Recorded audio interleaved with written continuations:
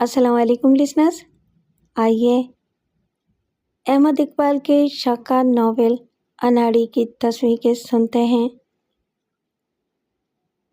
شہناز نے کہا، یہ کپڑے تم نے کہاں سے لیے ہیں؟ وہ گھبرائی۔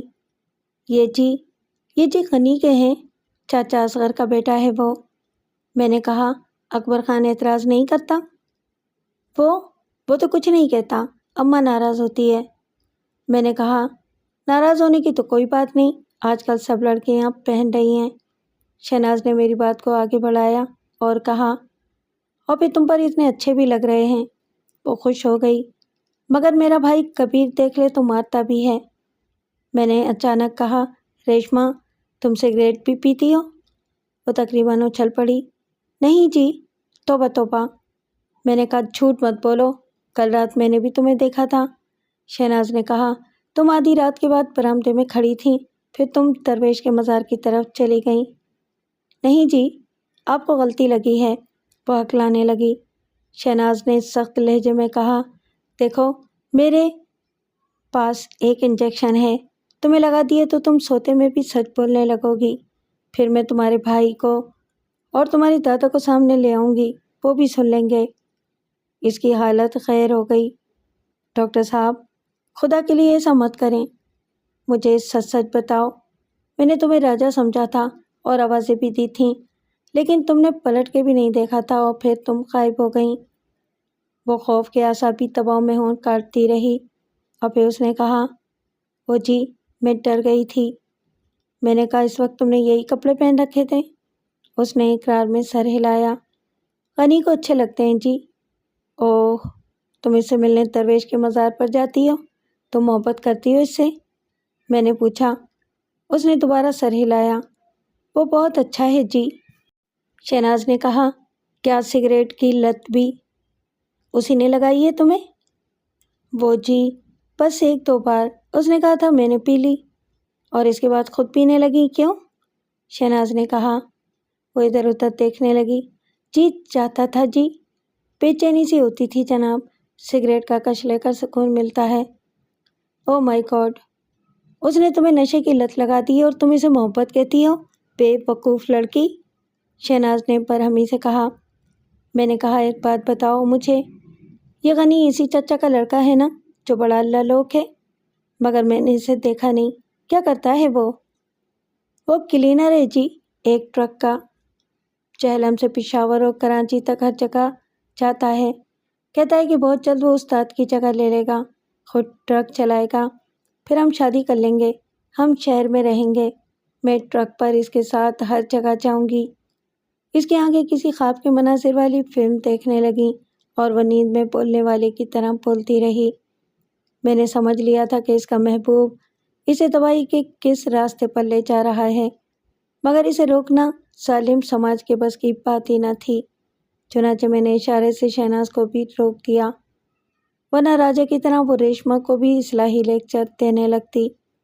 تم اس سے ہر رات ملتی ہو؟ نہیں جی، وہ آتا ہے کبھی 10 دن میں، کبھی 15 دن بعد، میرے لیے چیزیں لاتا ہے۔ میں نے کہا، دیکھو وہ کوئی خیر نہیں ہے، تمہارے چچا کا بیٹا ہے، تمہیں اس سے یوں چھپ چھپ کے ملنے کی کیا ضرورت ہے؟ آخر اگر وہ اچھا کماتا ہے اور بقول تمہارے خوبصورت بھی ہے تو تمہارے ماں باپ کو کیا اعتراض ہو سکتا ہے تم دونوں کی شادی پر؟ وہ جی بات دراصل یہ ہے کہ وہ چچا کا بیٹا ہے مگر چچی کا بیٹا نہیں ہے۔ اوہ، اس کی ماں کون ہے، پہلی بیوی یا دوسری؟ وہ نروس ہونے لگی۔ وہ اس نے چاچا پر جادو ٹونا کرا دیا تھا۔ یہ چاچا اصغر پہلے ایسا نہیں تھا، بڑا سونا گبرو جوان تھا، اکھاڑے میں زور بھی کرتا تھا۔ وہ ادھر کسی زمیندار کے ڈیرے پر ناچنے آئی تھی، زمیندار کی بہن کی شادی تھی، زمیندار کے گھر میں ہی ٹک گئی۔ چاچا ادھر زمین پر کام کرنے والے مزاروں کو قابو رکھتا تھا۔ ایک دن پنڈ سخاوت کے پہلوان سے اس کا جوڑ پڑ گیا، چاچے نے اسے چت کر دیا۔ مقابلے میں رانا صاحب بھی تھے اور چودھری صاحب بھی۔ میں نے چونک کے پوچھا، کون رانا صاحب؟ رانا رجب علی؟ نہیں، ان کے والد رانا نصب علی۔ آپ جانتے ہو انہیں؟ میں نے نفی میں سر ہلا دیا۔ آگے بولو۔ چاچا اصغر جب مٹی سے بھرے بدن کے ساتھ رانا صاحب سے انعام لینے گیا تو ادھر وہ طوائف بھی بیٹھی ہوئی تھی۔ چاچا اس کی نظر میں کھپ گیا، لیکن چاچا اس کے قابو میں نہیں آیا۔ پھر اس نے کچھ گھول کے پلا دیا اور چاچا کی مت ماری گئی۔ وہ اسے لے کر نکل گیا۔ رانا صاحب کی بڑی بے عزتی ہوئی۔ انہوں نے ادھر ادھر بہت تلاش کیا، ہر جگہ بندے بھیجے، پولیس میں بھی رپورٹ لکھوا دی کہ میرا ملازم 50,000 نقد اور 3 لاکھ کا زیور لے کر بھاگ گیا ہے۔ پولیس میرے ابا کو بھی اٹھا کر لے گئی اور دادا کو بھی، سب کو تھانے میں بہت مارا۔ انہیں کچھ معلوم ہوتا تو بتاتے کہ چاچا کہاں ہیں۔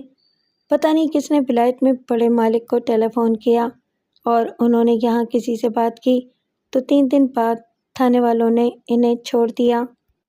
پھر چاچا اصغر کیسے واپس آیا؟ میں نے کہا۔ وہ 1.5 سال بعد اس کے ساتھی پکڑا گیا۔ رانا صاحب کو اطلاع ملی کہ وہ پنڈی میں ہیں۔ انہوں نے اپنے بندے بھیجے، وہ چاچا اصغر کو بوری میں ڈال کے لے آئے۔ اور وہ عورت؟ شہناز نے پوچھا۔ وہ جان بچا کے نکل گئی، ورنہ اس کو وہیں مار دیتے۔ شاید چاچے کو کسی طرح خبر مل گئی تھی کہ رانا صاحب کے شکاری کتے پیچھے لگ گئے ہیں۔ اس نے کسی طرح دونوں کو فرار کرا دیا، اس عورت کو اور اس کے بچے کو۔ 1.5 سال میں وہ ایک بچے کی ماں بن گئی تھی۔ وہ 6 مہینے کے غنی کے ساتھ پنڈ سخاوت پہنچی، اسی پہلوان کے پاس جس کو چاچے اصغر نے چت کیا تھا۔ وہ تو ایک طرح سے دشمن تھا۔ ہاں، مگر چاچے اصغر نے کہا تھا کہ وہ بڑا دل والا ہے، اسے میرا سلام دینا، اللہ کے بعد وہی تیری حفاظت کر سکتا ہے۔ پہلوان کو چودھری اللہ دتا کی حمایت حاصل تھی۔ اس نے پوچھا کہ کیا تو نے اصغر سے نکاح کر لیا تھا؟ طوائف نے جواب دیا کہ جب بچہ ہو گیا تو وہ نکاح کرنا چاہتا تھا، مگر کوئی مولوی اس پر راضی نہ ہوا۔ وہ کہتے تھے کہ تم دونوں گناہ گار ہو اور یہ بچہ ناجائز ہے۔ اس نے بڑی روانی سے کہا۔ تم تو بہت کچھ جانتی ہو، میں نے طنز سے کہا۔ یہ سب چاچے نے خود بتایا تھا۔ پنڈ سخاوت کے اس پہلوان نے اعلان کر کے اس طوائف سے نکاح پڑھوا لیا۔ شہناز نے کہا، اس کا کوئی نام بھی تو ہوگا، بار بار اسے طوائف کیوں کہتی ہو؟ زیبو نام تھا جی اس کا، چودھری اللہ دتا کی رانا نصب علی سے پہلے ہی لگتی تھی۔ رانا صاحب نے پیغام بھیجا کہ زیبو کو واپس کر دیا جائے۔ چودھری نے جواب دیا کہ اب وہ ہمارے پنڈ کی عزت ہے۔ پہلوان نے کہا کہ میری بیوی کا نام بھی کسی نے لیا تو اچھا نہیں ہوگا، مگر ہاتھیوں کی لڑائی میں بیچارے ڈڈو ہی مرتے ہیں۔ رانا کے بندوں نے ایک دن موقع ملتے ہی زیبو کو ذبح کر دیا۔ وہ اس وقت پہلوان کے بیٹے کی ماں بننے والی تھی۔ وہ زیبو کا سر کاٹ لائے اور اسے رانا صاحب کے قدموں میں ڈال دیا۔ چاچے نے بتایا کہ رانا اس سے فٹ بال کی طرح ٹھوکریں مارتا رہا۔ اس کے بعد پہلوان نے جوابی کارروائی کی ہوگی، میں نے کہا۔ آپ کو کیسے پتا جی؟ ریشما نے حیرانی سے کہا۔ ایسا ہی ہوتا ہے ایسی کہانیوں کا انجام، میں نے کہا۔ ریشما نے اتفاق کے انداز میں سر ہلایا۔ پہلوان اسی طرح غائب ہو گیا تھا، مگر جانے سے پہلے وہ اپنا بچہ چودھری اللہ داد کے سپرد کر گیا تھا کہ اب اس یتیم کی پرورش آپ کو کرنا ہے۔ کئی ہفتے بعد پہلوان ایک رات ڈاکوؤں کے گروہ کے ساتھ نمودار ہوا۔ رانا کے 2 محافظ مارے گئے اور 3 ڈاکو۔ کسی کو پتہ ہی نہیں چلا کہ چوتھا ڈاکو حویلی میں ہے۔ وہ رانا نصب علی کے کمرے میں گھس گیا تھا اور رات بھر وہیں رہا اس کی بیوی کے ساتھ۔ صبح جب پولیس آئی تو وہ پکڑا گیا۔ وہ رانا نصب علی کی تیسری بیوی تھی۔ حویلی کے اندر سے پکڑا جانے والا ڈاکو وہی پہلوان تھا۔ رانا نے بیوی کو خود قتل کیا اور الزام پہلوان پر لگا دیا۔ اسے بعد میں پھانسی ہو گئی۔ شہناز نے پوچھا، کیا وہ تیسری بیوی ہی رانا رجب علی کی ماں تھی؟ نہیں جی، وہ تو پہلی بیوی کا سب سے بڑا بیٹا ہے۔ تمہاری معلومات واقعی مکمل ہیں، میں نے اعتراف کیا۔ کیا تمہیں معلوم ہے کہ تمہارے چاچے کے ساتھ کیا ہوا جب اسے بوری سے نکال کے رانا صاحب کے سامنے پیش کیا گیا؟ اسے کاٹ کر کتوں کے سامنے ڈال دیا جاتا، لیکن اس کی قسمت اچھی تھی۔ ایک تو جانو بابا نے لندن میں مالکوں کو ٹیلی فون پر بتا دیا تھا کہ اصغر نے کیا حرکت کی ہے اور اب وہ لاپتہ ہے، لیکن جس دن وہ پکڑا گیا اسی دن رانا واقعی اس کی لاش اپنے شکاری کتوں کے آگے ڈال دیتا۔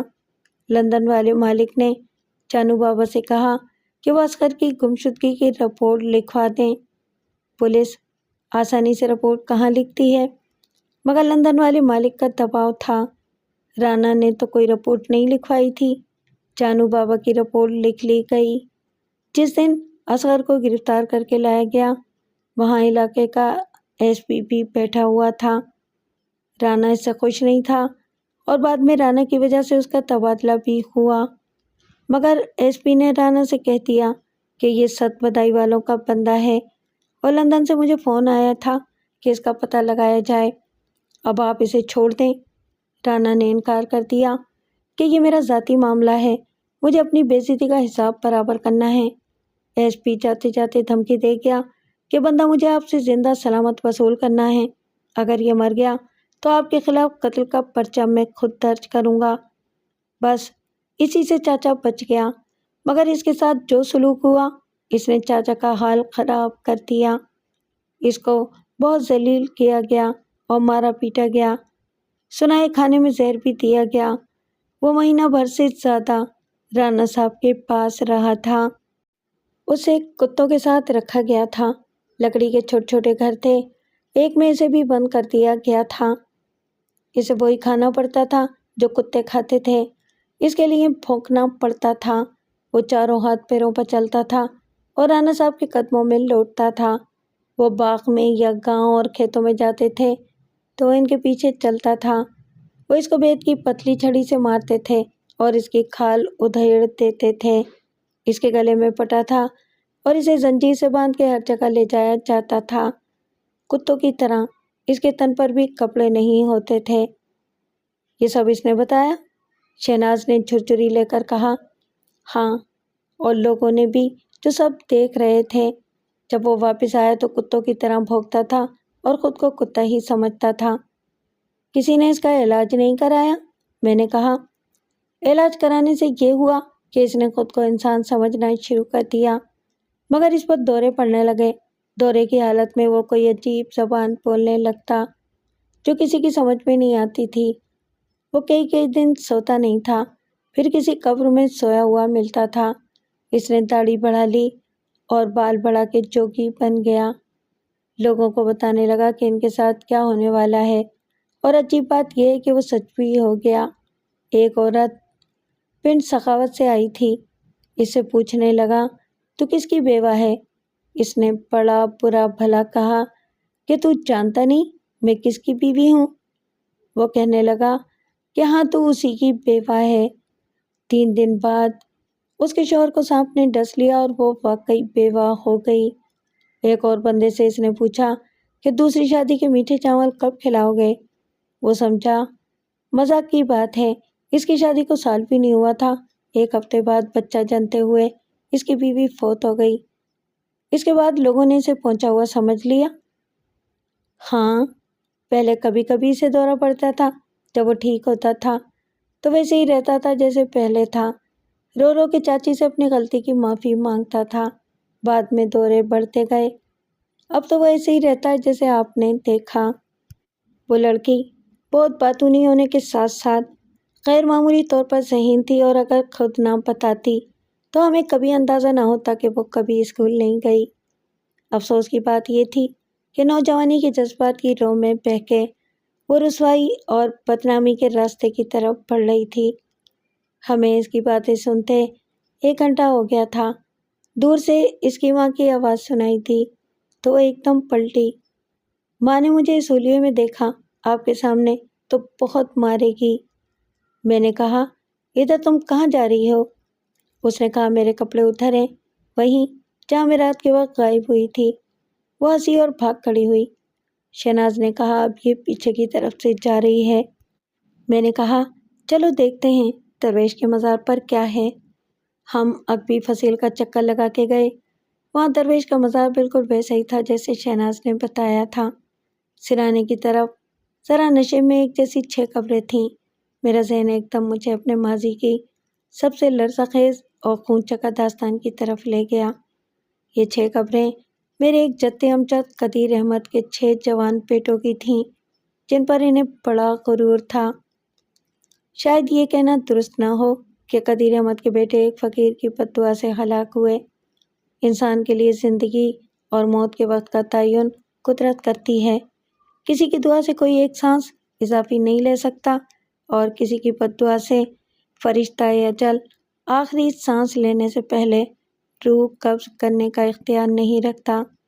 شاید مختلف حادثات کو بد دعا سے منسوب رکھنا بھی درست نہ ہو۔ موت کسے، کب، کیسے اور کہاں شکار کرتی ہے، یہ سب طے ہے، لیکن مجھ تک پہنچنے والی روایات میں بھی غلط کچھ نہ تھا۔ میں نے درویش کے مزار سے گھوم کے چاروں طرف دیکھا تو مجھے کچھ فاصلے پر ایک چبوترا سا دکھائی دیا۔ میں شہناز کے ساتھ اتر کے نیچے گیا تو مجھے ایک پختہ کمرہ سا نظر آیا۔ اچانک اس کمرے میں سے ریشما نکل آئی۔ اب وہ عام گھریلو کپڑوں میں تھی۔ تو یہ ہے تمہاری محبت کا آشیانہ، شہناز نے طنزیہ لہجے میں کہا۔ اس نے کچھ جھیپ کے کہا، ادھر کوئی نہیں آتا۔ میں نے کہا، یہ کیسی جگہ ہے؟ اور دروازے کی خلا سے تاریکی میں داخل ہو گیا۔ باہر اجلی دھوپ تھی، لیکن اس کوٹھی پر ہر سمت سے درخت سایہ فکن تھے۔ جب میری نگاہ اندھیرے میں دیکھنے کے قابل ہوئی تو مجھے پرانی سپاٹ دیواروں والا ایک کمرہ نظر آیا جو 8 فٹ چوڑا اور اتنا ہی اونچا تھا۔ حویلی کی دیواروں کی تعمیر میں پتھر استعمال ہوا تھا یا پھر پرانی طرز کی چھوٹی اینٹوں سے چنائی کی گئی تھی۔ یہ کمرہ بہت بعد میں بنا ہوگا۔ باہر سے اس کا پلاسٹر بھی جھڑ رہا تھا اور رنگ ڈھل گیا تھا، لیکن اندر سے اس کی حالت اتنی خراب نہیں تھی۔ تو دیواروں پر تو صاف نظر آتا تھا کہ حال ہی میں سفیدی پھیری گئی ہوگی۔ اس کے چھینٹے فرش پر گرے تھے۔ فرش بھی حیرت انگیز طور پر صاف تھا اور اس کی وجہ ریشما کے چہرے کی مسکراہٹ میں دیکھی جا سکتی تھی۔ شہناز نے ریشما کو اندر بلایا۔ جب وہ یہاں آتا ہے تو تم اس کے ساتھ رہتی ہو؟ اس نے سر جھکا لیا۔ یہ سلسلہ کب سے چل رہا ہے؟ شہناز نے پوچھا۔ ابھی زیادہ دن نہیں ہوئے۔ یہاں کیا تھا؟ میں نے کہا۔ کچھ نہیں، کوڑا کچرا بھرا ہوا تھا، جانور رہتے تھے، غنی نے اسے صاف کیا۔ میں نے کہا، یہ کمرہ آخر بنایا کس مقصد کے لیے گیا تھا؟ ریشما نے کہا، جانو بابا نے ایک بار بتایا تھا کہ یہاں کنواں تھا جو اب فرش کے نیچے ہے۔ کنواں؟ میرے منہ سے بے اختیار نکلا، یہ وہی کنواں ہوگا جس میں قدیر احمد نے اپنی 3 بیویوں کو مار گرایا تھا اور پھر ملیر پر بیٹھ کے خود کو گولی مار لی تھی۔ کون قدیر احمد جی؟ ریشما کی کانپتی ہوئی آواز ابھری۔ میں نے کہا، یہ جو لندن والے مالک تھے، ان کے والد، یہ جگہ ان کا مدفن ہے۔ اس فرش کے نیچے ان کے ڈھانچے آج بھی موجود ہوں گے جس کو تم اتنی بے شرمی سے دادیش دینے کے لیے استعمال کرتی رہی ہو۔ ریشما لرزنے لگی۔ قسم خدا کی مجھے معلوم نہیں تھا، پھر غنی کو کیسے معلوم ہو سکتا تھا؟ شہناز نے اس کا ہاتھ پکڑ لیا۔ تم میرے ساتھ آؤ۔ ریشما نے خود کو چھڑانے کی واجبی سی کوشش کی۔ کیوں جی؟ کہاں لے جائیں گے آپ مجھے؟ آپ کو اللہ کا واسطہ۔ شہناز نے اسے ایک جھٹکا دیا۔ بلا وجہ کے واسطے مت دو، ابھی میں کسی کو کچھ نہیں بتاؤں گی جب تک خود مجھے یقین نہ ہو۔ ریشما سمجھ گئی، ایسی کوئی بات نہیں ہو سکتی جی۔ کیوں نہیں ہو سکتی؟ تم میاں بیوی کی زندگی گزار رہے ہو کب سے؟ ریشما کی آنکھوں سے آنسو بہنے لگے۔ میں نے کہا، یہ تمہارے غنی صاحب رہتے کہاں ہیں؟ والد صاحب تو اسے چودھری اللہ دتا کے سپرد کر کے پھانسی چڑھ گئے تھے۔ اس کی پرورش چودھری صاحب نے کی تھی، لیکن اب وہ ان کا نوکر نہیں ہے، وہ آزاد ہے۔ ریشما نے اپنا ہاتھ چھڑا لیا۔ چودھریوں نے اس کے ساتھ کوئی اچھا سلوک نہیں کیا تھا۔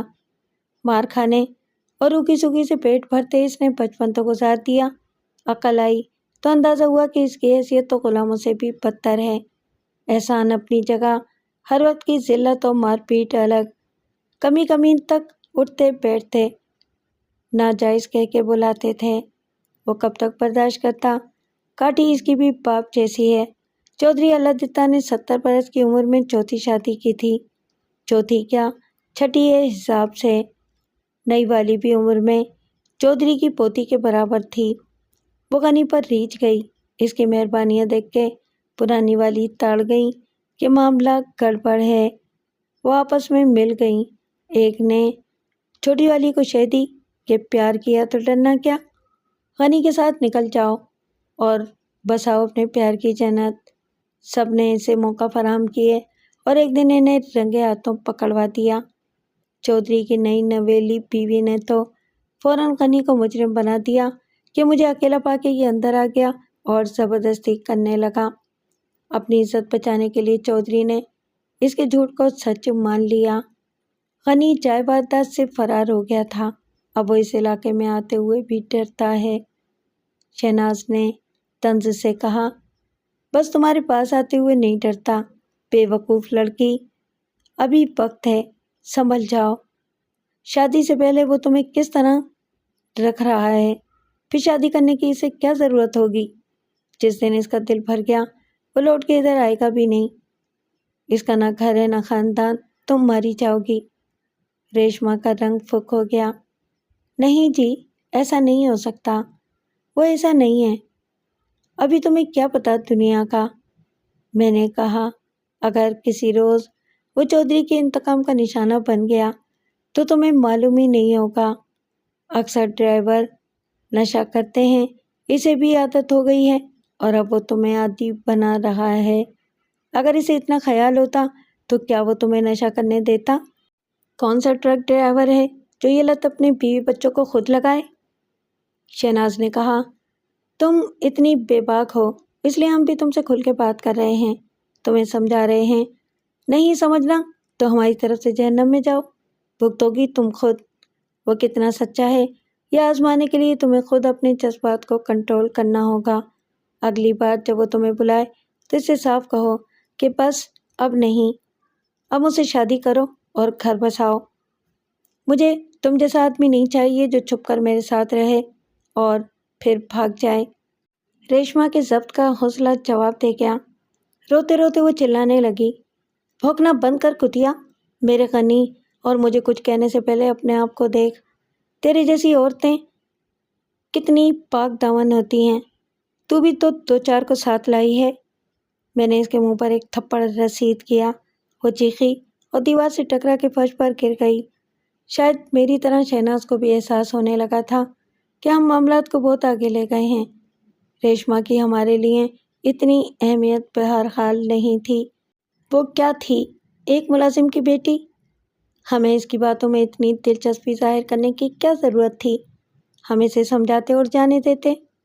اب وہ فرش پر الٹی پڑی زور زور سے رو رہی تھی۔ تاہم خطرے کی کوئی بات نہیں تھی، طوفان آ کے گزر گیا تھا۔ میں نے شہناز کو چلنے کا اشارہ کیا اور ہم باہر آ گئے۔ ابھی تک مجھے یہ خیال نہیں آیا تھا کہ آخر ریشما نے اپنا خلیہ بدلا تو اتارا ہوا لباس کہاں چھپایا۔ میں شہناز کو باہر لے آیا اور ہم ایک طرف چلنے لگے۔ اچانک میری نظر جھاڑیوں کے درمیان گئی۔ وہاں مجھے ٹین کا ایک چھوٹا سا بدوضع صندوق دکھائی دیا۔ میں نے شہناز کو چھوڑ کے اور گھٹنوں کے بل بیٹھ کے صندوق کو باہر کھینچا۔ اس کے پیچھے مجھے ایک اور بنڈل نظر آیا۔ یہ ایک میلی سی دری اور چادر تھی جس میں ایک تکیہ لپیٹ دیا گیا تھا۔ صندوق میں تالا نہیں تھا۔ میں نے اسے کھولا تو اس کے اندر مجھے مردانہ کپڑوں کے 3 جوڑے ملے، 2 شلوار قمیض سوٹ اور ایک پتلون اور ٹی شرٹ۔ کچھ دیر پہلے ریشما نے پہن رکھے تھے وہ ان کے علاوہ تھے۔ باکس میں کچھ عام قسم کا سامان آرائش بھی تھا۔ شہناز میرے پیچھے گھٹنوں پر ہاتھ رکھے رکوع کے انداز میں کھڑی تھی۔ میں شہناز کو لے کر کمرے میں آ گیا۔ اب مجھے اکبر کا انتظار تھا۔ اگر چابیاں نہ ملیں تو ثابت ہو جائے گا کہ میں نے اسے یہ ذمہ داری سونپ کے واقعی بہت بڑی غلطی کی تھی اور اس کی نیت میں یقیناً فطور تھا، تاہم اس کا سدباب کرنا میرے اختیار میں تھا۔ دوپہر کا کھانا پھر بڑے سلیقے سے لایا گیا اور اس میں میری فرمائش کے مطابق سبزیاں تھیں جو اکبر کی بیوی نے پکائی تھیں۔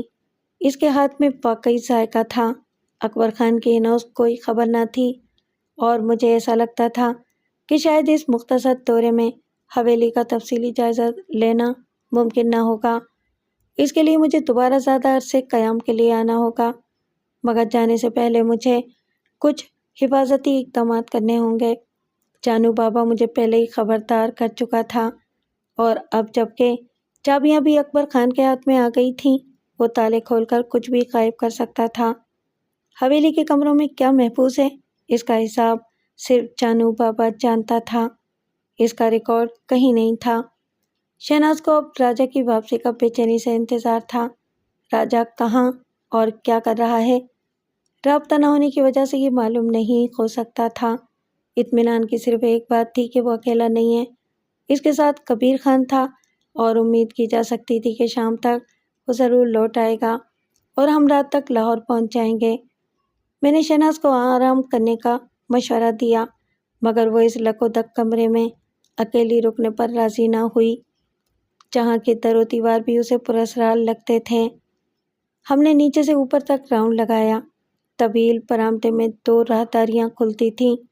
ہر راہداری میں آمنے سامنے 4 کمروں کے دروازے تھے۔ اسی طرح نچلی منزل پر 8 کمرے تھے، تو ایسے ہی نقشے کے مطابق اوپر بھی 8 بنائے گئے تھے۔ جس کمرے میں ہم نے قیام کیا تھا، اس جیسے 7 کمرے بند پڑے تھے۔ ان کے مضبوط اور نقشین دروازے سیاہ دیودار جیسی کسی لکڑی کو تراش کر بنائے گئے تھے، اور 150 سال گزر جانے کے باوجود بھی اپنی اصل حالت میں موجود تھے۔ یہی حال رنگین شیشوں والی کھڑکیوں کا تھا۔ ہر کھڑکی قد آدم تھی۔ نچلی منزل پر گرد نظر نہیں آتی تھی، اوپر کچھ صفائی کی ضرورت تھی۔ دروازوں میں بھاری بھرکم فولادی کنڈیاں تھیں، اور ان میں ایک ایک سیر وزن والے قدیم طرز کے تالے پڑے ہوئے تھے۔ یہ سب ایک جیسے پیتل کے علی گڑھ والے قفل تھے، جو یقیناً ماہرین فن نے خصوصی آرڈر پر بنائے ہوں گے۔ انہیں توڑنا یا کسی دوسری چابی سے کھولنا آسان نہ تھا۔ میری یہ خواہش بڑی شدت سے اختیار کر گئی تھی کہ میں ان دروازوں کے پیچھے پوشیدہ نوادرات اور آبائی خزانوں کا مشاہدہ کروں۔ مجھے سونے چاندی کے ظروف اور ہیرے جواہرات کی مالیت سے کوئی دلچسپی نہ تھی۔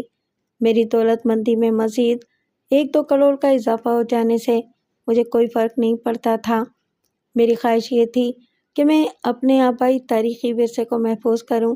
اگر اب تک کوئی رجسٹر، اسٹاک بک یا کیٹلاگ نہیں بنا تھا تو اسے بنایا جائے، جس میں ہر چیز کی ساری تفصیل شامل ہو۔ اگر مل سکے تو تاریخی حوالہ بھی ہو، مالیت کا اندازہ ہو اور ایک رنگین تصویر ہو۔ پہلے اگر اس طرح ریکارڈ رکھنے کی ضرورت کسی نے محسوس نہیں کی تو اس کی بنیادی وجہ یہی ہو سکتی تھی کہ مالک خود یہاں موجود ہوتے تھے، اور ان کے نمک خوار ملازم جانو بابا جیسے لوگ تھے۔ چنانچہ کسی چیز کے گم ہونے کا سوال ہی نہ تھا، مگر اب ایسا نہیں تھا۔ اب مجھے اکبر خان کا غائب ہو جانا بھی معنی خیز لگ رہا تھا۔ چابیاں پہلے ہی نہیں مل رہی تھیں، اور اب وہ خود بھی نہیں مل رہا تھا۔ وہ جانتا تھا کہ شام تک ہم ضرور لوٹ جائیں گے، پھر ہم کب آئیں گے یہ غیر یقینی تھا۔ درمیان کی مدت میں اکبر خان کچھ بھی کرنے کے لیے آزاد تھا، کیونکہ جانو بابا بیمار اور معذور تھا۔ اکبر خان کو روکنے والا کوئی نہ تھا۔ میں نے فیصلہ کیا کہ اکبر خان سے چابیاں واپس لے کر کبیر خان کو مکمل نگرانی کے اختیارات دے دوں گا۔ ضرورت ہوئی تو اسے اپنا یا راجہ کا ریوالور بھی فراہم کر دیا جائے گا۔ اگر اکبر خان اپنی دوسری بیوی کے ساتھ جہلم چلا گیا تھا تو اس کے شام تک واپس آنے کا کوئی امکان نہ تھا، لیکن میرا دل کہتا تھا کہ وہ ایسی بے وقوفی نہیں کر سکتا تو اس کا ناقابل معافی جرم بن جائے۔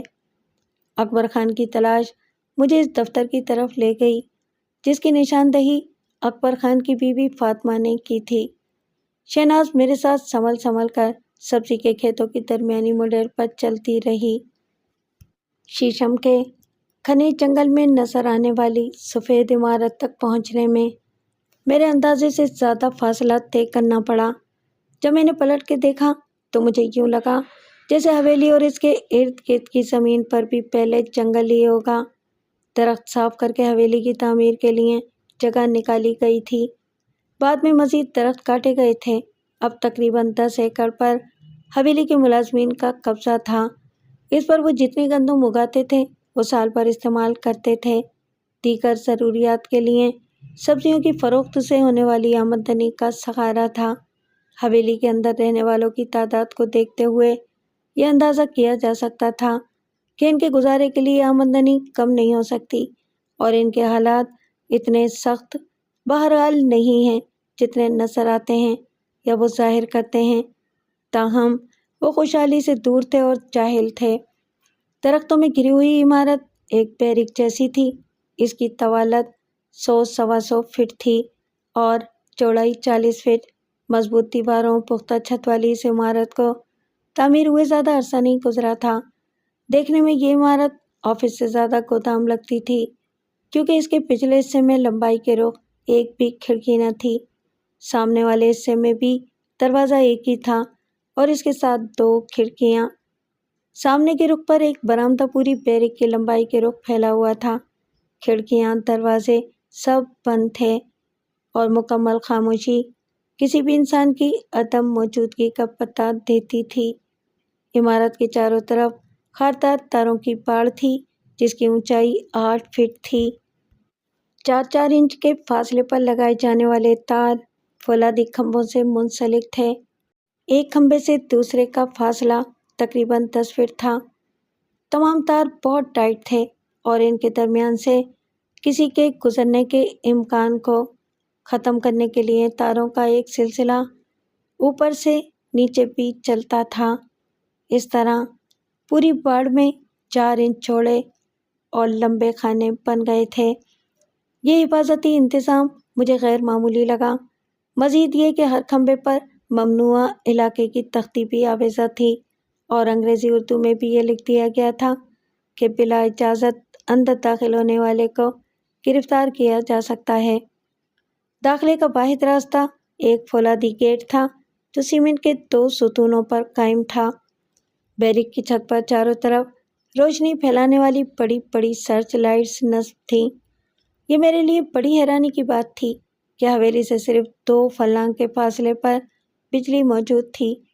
اس کے لیے کھمبے لگا کے نہ جانے کہاں سے لائن فراہم کی گئی تھی، لیکن حویلی میں بجلی نہیں تھی۔ مجھے یہ بتایا گیا تھا کہ جو لائن ٹیوب ویل چلانے کے لیے دی گئی تھی وہ بھی بعد میں کاٹ دی گئی تھی۔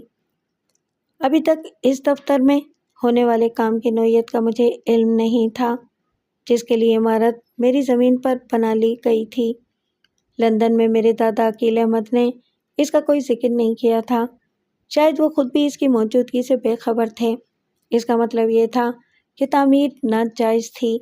اس کے لیے قانونی مالکوں سے کوئی اجازت نہیں لی گئی ہوگی، اور اگر کسی نے پیسہ لے کر اجازت دے دی تھی تو اس کی کوئی قانونی حیثیت نہیں بنتی تھی۔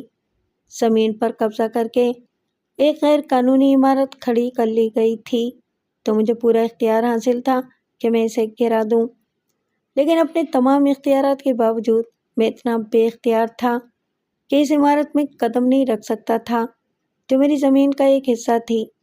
عقل یہ کہتی تھی کہ یہاں کوئی سرکاری دفتر نہیں ہو سکتا۔ سرکاری دفاتر یوں زمین پر ناجائز قبضہ کر کے نہیں بنائے جاتے، اس کے لیے ضابطے کی کارروائیاں ہوتی ہیں۔ اب سوال یہ پیدا ہوتا تھا کہ یہاں کون سا سرکاری دفتر ہو سکتا ہے؟ میری جاگیر پر نہ محکمہ جنگلات کا عمل دخل تھا اور نہ محکمہ زراعت کا۔ یہاں نہریں نہیں تھیں کہ آبپاشی والے آ جاتے، اور شکار بھی نہیں تھا کہ وائلڈ لائف والے دخل دیتے۔ یہ معاملہ یقیناً کچھ اور تھا۔ گیٹ کے سامنے سے ایک کچا راستہ مخالف سمتوں میں جاتا نظر آ رہا تھا۔ آگے جا کے یہ راستہ درختوں میں گم ہو گیا تھا۔ اس پر آنے جانے والی گاڑیوں کے نشانات بہت واضح تھے۔ مسلسل آمد و رفت کے باعث ہموار زمین کی جگہ نرم تھی اور دھول نے لے لی تھی۔ بارش میں یہ دھول جب پانی سے ملی تھی تو کیچڑ بنا تھا اور اس میں سے گزرنے والی گاڑیوں نے گہری نالیاں سی بنا دی تھیں۔ شہناز نے بڑی ثابت قدمی سے میرا ساتھ دیا تھا، لیکن اب وہ تھکن کا شکار نظر آتی تھی۔ اس کا بار بار کلائی کی گھڑی دیکھنا دلی اضطراب کو ظاہر کرتا تھا۔ راجا کی واپسی کا متوقع وقت قریب تھا اور شہناز نے انتظار میں کاؤنٹ ڈاؤن شروع کر دیا تھا۔ اب وہ واپس جانا چاہتی تھی۔ میں نے کہا، یہاں کے معاملات کی ایک دن میں سمجھ نہیں آ سکتی، اس کے لیے مجھے پھر آنا ہوگا بہت جلد۔ آپ آنے کی بات کر رہے ہیں؟ آپ تو اب یہیں رہیں گے؟ آپ کے تو بڑے لمبے چوڑے پلان ہیں، شہناز نے کہا۔ ہاں، اللہ نے چاہا تو وہ سب پورے ہوں گے۔ پہلے میں اس جگہ کا کنٹرول تو حاصل کر لوں۔ ابھی تو یوں لگتا ہے کہ اس زمین کو لاوارث سمجھ لیا گیا ہے۔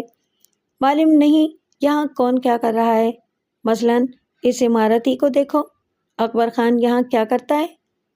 اس کی بیوی نے کہا تھا کہ وہ چوکیدار ہے۔ ایک شخص جو بیساکھی کے سہارے چلتا ہو، وہ کیا چوکیداری کرے گا؟ اور اسے چوکیدار کس نے رکھا ہے؟ کس کام کے لیے؟ یہ دفتر کس نے قائم کیا ہے اور کس کی اجازت سے؟ مجھے اپنے وکیل فاروقی سے پوچھنا پڑے گا کہ کیا یہ زمین جس پر عمارت کھڑی ہے کسی کو فروخت کی گئی تھی یا لیز پر دی گئی تھی؟ ایسی بات ہوتی تو وہ مجھے بتاتا، بھولتا نہیں۔ اس کے علاوہ یہ جگہ وسط میں ہے۔ اگر زمین کا کوئی قطع کسی کو دیا جائے گا تو وہ باہر ہوگا، کسی کنارے پر ہوگا۔ یہ معاملہ واقعی مشکوک ہے، شہناز نے کہا۔ میں نے کہا، اب تم یہ دیکھو، یہ میری زمین ہے، اس پر بجلی کے کھمبے لگائے گئے ہیں، لیکن حویلی میں بجلی نہیں ہے۔ مجھے تو کسی سے اجازت لینے کی بھی ضرورت نہیں۔ یہاں سے میں جہاں تک چاہوں لائن لے جا سکتا ہوں۔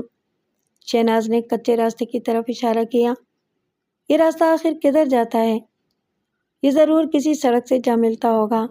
میری جغرافیائی حس یہ کہتی ہے کہ ادھر سے کلر کہار تک کوئی سڑک ہوگی، وہاں سے موٹر وے گزرتی ہے، آگے کوہستان نمک کا سلسلہ ہے، سالٹ رینج، کھیبڑا یا پنٹادر خان ادھر ہی ہوں گے۔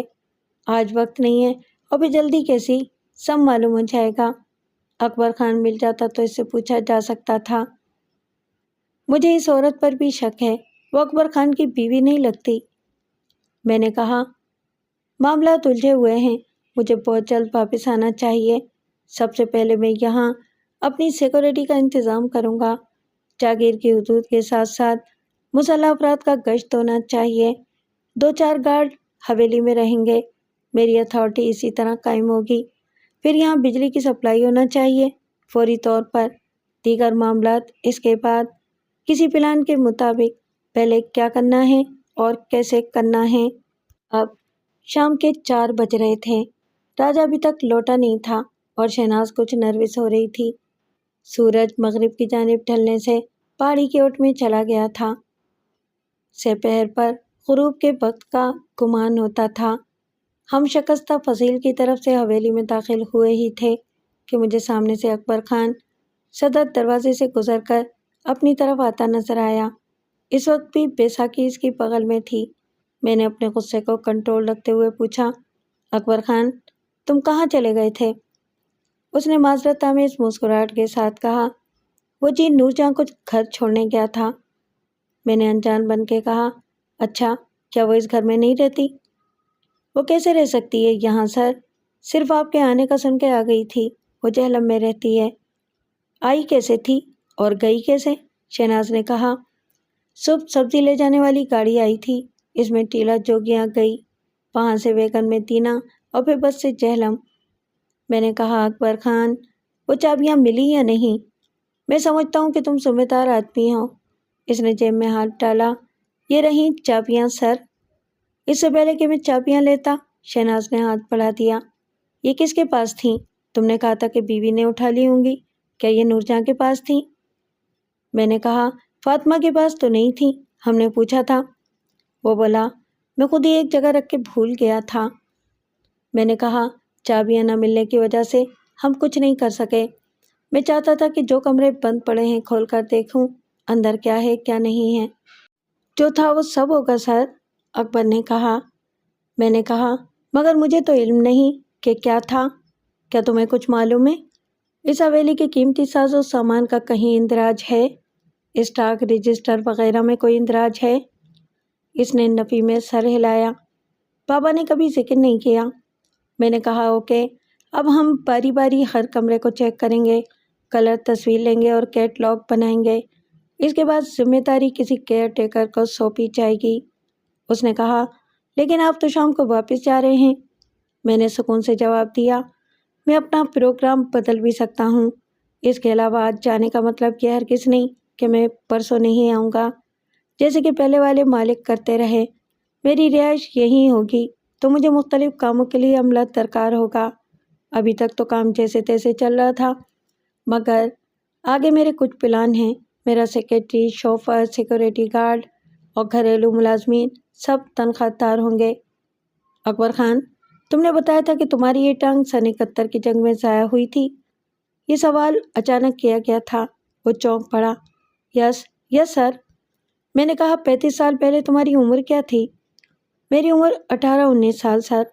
میں نے کہا تم سپاہی بھرتی ہوئے تھے، کتنا عرصہ رہے آرمی میں؟ اس نے کہا 2 سال سر۔ 2 سال میں تم لانس نائک یا نائک ہو سکتے تھے۔ جنگ میں کوئی کارنامہ سر انجام دیتے تو شاید حوالدار بن جاتے۔ تم 2 سال بعد ہی میڈیکل گراؤنڈ پر فوج کی ملازمت سے فارغ کر دیے گئے تھے۔ کیا 2 سال میں نائب صوبے دار کے عہدے تک پہنچ سکتا ہے؟ اکبر کا رنگ اڑ گیا تھا۔ وہ کچھ دیر بعد بولا، وہ دراصل سر گھر والوں کو اور دوسرے لوگوں کو متاثر کرنے کے لیے جھوٹ بولا تھا۔ میں کچھ دیر اسے نظر جما کے دیکھتا رہا۔ اگر تم سچ نہ بتاتے تو میں تم سے پینشن بک طلب کرتا۔ ایک بات آج ہی سمجھ لو، یہاں لوگ بات بے بات جھوٹ بولتے ہیں، کسی وجہ اور مقصد کے بغیر جھوٹ بولتے ہیں، لیکن میں نے باہر یہ دیکھا ہے کہ جھوٹ کو سب سے بڑی خرابی، قابل نفرت عادت اور بہت سنگین اخلاقی جرم سمجھا جاتا ہے۔ یہ نہیں کہ 4-6 سال رہ کے میں انگریز بن گیا ہوں۔ میں 100% پاکستانی ہونے پر غرور کرتا ہوں، مگر جھوٹ کسی صورت برداشت نہیں کر سکتا۔ صرف تم ڈاکٹر صاحبہ کو درویش کے مزار سے اٹھا کے لائے تھے؟ یس سر۔ اس وقت تمہاری بیساکھی کہاں تھی؟ خلاف توقع وہ نروس نہیں ہوا۔ وہ مجھے چھوڑنی پڑی تھی۔ کیا مطلب؟ تم اس کے بغیر بھی چل پھر سکتے ہو، بلکہ اٹھا سکتے ہو؟ میں نے کہا۔ اس نے پتلون کو تھوڑا سا اوپر اٹھایا۔ یہ دیکھیے، میری مصنوعی ٹانگ ہے۔ پنجہ ٹخنے کے پاس سے الگ ہو گیا تھا۔ میں نے اس کی ٹانگ کو اور جوتوں کو غور سے دیکھا۔ مصنوعی ٹانگ کے ساتھ بیساکھی کیوں استعمال کرتے ہو؟ احتیاط کرتا ہوں سر، اونچی نیچی جگہوں پر بیلنس بگڑ جائے تو بیساکھی سے سنبھل جاتا ہوں۔ مصنوعی ٹانگ قدرتی جیسی تو نہیں ہو سکتی نا؟ رائٹ۔ پھر تم نے ڈاکٹر صاحبہ کو اٹھانے کا رسک لے کر کیوں غلطی کی؟ تم خود بھی گرتے اور ڈاکٹر صاحبہ کو بھی گراتے۔ تمہیں چاہیے تھا کہ ہمیں اطلاع دیتے۔ تم کسی دفتر میں چوکیداری کرتے ہو؟ یہ سوال پھر کچھ غیر متوقع تھا۔ وہ پھر چونکا۔ ہاں جی، کچھ آمدنی ہو جاتی ہے۔ میں نے کہا، کیا کام ہوتا ہے اس دفتر میں؟ مجھے معلوم نہیں سر، میں اندر نہیں جا سکتا، باہر گیٹ پر موجود ہوتا ہوں۔ میں نے کہا، آج تم گیٹ پر نہیں تھے، دفتر بھی بند تھا۔ کتنے لوگ کام کرتے ہیں وہاں؟ 3-4 لوگ ہیں سر۔ اچھا، کب آتے ہیں؟ ان سے ملنا چاہتا ہوں میں۔ اکبر نے کہا، ان کے آنے کا کوئی وقت مقرر نہیں ہے سر۔ میں نے کہا، میری زمین پر یہ آفس کس کی اجازت سے بنایا گیا ہے؟ یہ میں نہیں جانتا سر۔ انہوں نے کہا کہ یہ ٹاپ سیکریٹ کام ہے، حکومت جس کی چاہے زمین لے سکتی ہے۔ جب مالک آئیں گے تو ان سے اعلیٰ حکام خود بات کر لیں گے۔ کب ہوئی تھی یہ بات؟ کس نے کی تھی؟ جانو بابا نے پوچھا تھا جب انہوں نے تعمیر شروع کی تھی۔ انہوں نے کہا کہ اسلام آباد جا کے اعلیٰ حکام سے پوچھو۔ اس علاقے کے پٹواری، نائب تحصیلدار، پولیس چوکی یا تھانہ انچارج، تم نے کسی کو رپورٹ نہیں کی؟ میں نے برہمی سے کہا۔ کی تھی سر، انہوں نے کہا کہ ہم کچھ نہیں کر سکتے۔ پھر انہوں نے تمہیں ملازمت پیش کی اور تم نے قبول کر لی۔ کوئی اپائنٹمنٹ لیٹر ملا تھا تمہیں؟ کون سا گریڈ ملا ہے؟ وہ گھبرانے لگا۔ یہ کچی نوکری ہے سر۔ انہوں نے کہا کہ ہم 1500 مہینہ دیں گے۔ میں نے سر ہلا کے کہا، ٹھیک ہے، میں سب معلوم کر لوں گا کہ یہ کیا چکر ہے۔ آخر میری اجازت کے بغیر یہاں دفتر بنا کیسے؟ اور غضب خدا کا، بجلی کی لائن ڈالی گئی، کھمبے لگائے گئے، یہ سرکاری زمین تو نہیں تھی۔ تم فی الحال وہیں ملازمت جاری رکھو، یہاں کی نگرانی میں تمہارے بیٹے کبیر کے سپرد کر رہا ہوں۔ پریشانی کے آثار اکبر کے چہرے پر عیاں ہو گئے۔ سر، میں وہ ملازمت چھوڑ دوں گا۔ اس کی کوئی ضرورت نہیں، میرے لیے تم موضوع نہیں رہے۔ لیکن کیوں سر؟ میں نے کہا، میں وجہ بتانے کا پابند تو نہیں ہوں، مگر تم جاننا چاہتے ہو تو سن لو۔ ایک وجہ تمہاری فٹنس ہے۔ مجھے 100% فٹ آدمی کی ضرورت ہے۔ مجھے جھوٹ سے نفرت ہے اور تم ایک بہت بڑے جھوٹ کو 35 سال سے چلا رہے ہو۔ جو سوال میں پوچھنا نہیں چاہتا تھا शहनाज ने पूछ लिया। ये औरत नूरजहां क्या वाकई ये तुम्हारी बीवी है? मुझे तो ये भी झूठ लगता है। अकबर की सूरत के तासुरात बड़ी तेज़ी से बदले। ये मेरा ज़ाती मामला है। मैंने कहा, बिल्कुल है, तमाम मामला ज़ाती ही होते हैं अकबर खान, जिनमें इंसान झूठ का सहारा लेता है। मुझे इससे कोई गर्ज नहीं कि नूरजहां कौन है। अब तुम जा सकते हो। अच्छी बात यह हुई कि इस वक्त एक सुजुकी हाई रूफ गाड़ी खुराती हुई अंदर आ गई। इसमें आगे ड्राइवर के साथ राजा बैठा हुआ था। पिछला दरवाज़ा खोल के कबीर खान बाहर आया। इसके पीछे एक मैकेनिक टाइप शख्स था। वो बड़ी मुस्तैदी के साथ हमारी कार के टायर खोलने और बदलने में मसरूफ़ हो गया। राजा को देख के शहनाज के चेहरे की रौनक बहाल हो गई थी। 5 बजे तक हम निकल सकते हैं रफ़ीक भाई, राजा ने कहा। हाँ, 1-1.5 घंटे में हम रोहतास पहुंच गए तो आगे रास्ता साफ है। तुम लोग दिन भर क्या करते रहे? हवेली की मालकन क्या डॉक्टर शहनाज हो गई हैं? चाबियां तो अकबर खान के पास थीं। मैंने कबीर खान को चाय बनवाने की खिदमत पर मामूर किया और मुख्तसरन राजा को दिन भर की रुतास सुना दी। वो मुतफक्किर हो गया। हालात मखदूश हैं फीके पुत्र, शहनाज ने कहा। रफ़ीक भाई, ये चाबियां भी डुप्लीकेट हैं। मैं उछल पड़ा। डुप्लीकेट? जी, आप खुद ही देख सकते हैं। इसने चाबियां मुझे थमा दी। मैंने चाबियों को गौर से देखा। डॉक्टर साहिबा, मैं आपकी तशखीस से बिल्कुल इत्तेफाक नहीं कर सकता। ये वही चाबियां हैं, शहनाज ने कहा। रफ़ीक भाई, मैंने देखा था। इन चाबियों को एक साथ बांधने के लिए सफ़ेद डोरी इस्तेमाल की गई थी। वो डबल थी, ये सिंगल है। मैंने कहा, इसका मतलब है कि डोरी के 2 हिस्से किए गए हैं। आधा फिर चाबियों को बांधने में इस्तेमाल हुआ है, राजा ने कहा। बाकी आधा चाबियों के दूसरे सेट को बांधने के काम आया। तुम्हारी कुव्वत मुशाहिदा ज़बरदस्त है शन्नो, मैंने कहा। चाबियों को खोने की ज़रूरत इसीलिए महसूस की गई कि डुप्लीकेट बनवानी थी। बजाय चाबियां एक सी हैं, मगर अब शक की बात नहीं रही। सुबह से अकबर खान इसीलिए गायब था कि वो चाबियां बनवाने के लिए शहर गया होगा। खैर, अब मैं बंदोबस्त कर लूँगा। डुप्लीकेट चाबियों से अकबर कुछ कर सकता है, मैंने कहा। मैं कबीर खान इसके बेटे को निगरानी पर मामूर करके जाऊंगा। राजा ने नफ़ी में सर हिला दिया। वो बाप को कैसे रोकेगा, मैंने कहा। अगर नीयत ठीक रही तो रोक लेगा। इसके मुकाबले में अकबर खान बूढ़ा है और मासूर है। मैं इसे अपना रिवॉल्वर दे के जाऊँगा कि जो इधर गड़बड़ करे इसे गोली मार दे बिला तकल्लुफ़। फीके पुत्र, बेटा कैसे गोली मारेगा बाप को? ऐसा सिर्फ फिल्मों में होता है, मैंने कहा। महाराजा, अब कुछ तो करना ही पड़ेगा ना। जब तक हम चाय पीकर फारिग हुए, राजा के साथ आने वाले मैकेनिक ने चारों कटे हुए टायरों की जगह नए टायर लगा दिए। राजा ने बताया कि इसकी वर्कशॉप वगैरह कुछ नहीं है। असल में तो वो सुजुकी ड्राइवर का भाई था और वो दोनों मिलकर गाड़ी चलाते थे और एक दूसरे के मुआविन थे। बरसों से यही काम करते करते इन्हें छोटी मोटी खराबी खुद ही दूर करना आ गया था। अब हम वापसी के लिए तैयार थे। गड़बड़ उस वक्त हुई जब हम गाड़ी में बैठ गए और मैंने चाबी घुमाई तो कोई आवाज़ न आई। गाड़ी की बैटरी नई थी और एक तवील सफ़र के बाद पूरी तरह चार्ज हो चुकी थी। सिर्फ 24 घंटे में बैटरी डेड नहीं हो सकती थी। बैटरी कमज़ोर होने की सूरत में सेल्फ आहिस्ता आहिस्ता घूमता या फिर कट कट की आवाज़ के सिवा कुछ सुनाई न देता। अभी तो डायल पर वो निशानात भी रोशन न हुए थे जो चाबी लगाते ही नमूदार हो जाते हैं। बैटरी, ऑयल, हैंड ब्रेक या दरवाज़ा ठीक से बंद न होने के। मैंने हॉर्न दबाया। हॉर्न खामोश रहा तो मैंने बोनट खोला और सुजुकी ड्राइवर ने अंदर झांका। चंद सेकंड के बाद इसने सर हिलाया। सर जी, इधर तो मामला ही ख़राब है, मैंने नीचे उतर के पूछा। क्या बात है? आप खुद देख लो, उसने कहा। मैंने इंजन पर एक नज़र डाली और समझ गया गुज़िश्ता रात की तक़सीबी कार्रवाई में सिर्फ टायरों को ही नुकसान नहीं पहुंचाया गया था, इंजन को भी नाकारा कर दिया गया था। इसके तमाम तार काट दिए गए थे। इसकी फैन बेल्ट नीचे पड़ी नज़र आ रही थी। ये कार्रवाई करने वाला पूरी तैयारी के साथ आया था। इसके पास वायर कटर ही नहीं, फैन बेल्ट को काटने के लिए आरी भी थी। सुजुकी ड्राइवर ने अफसोस से कहा।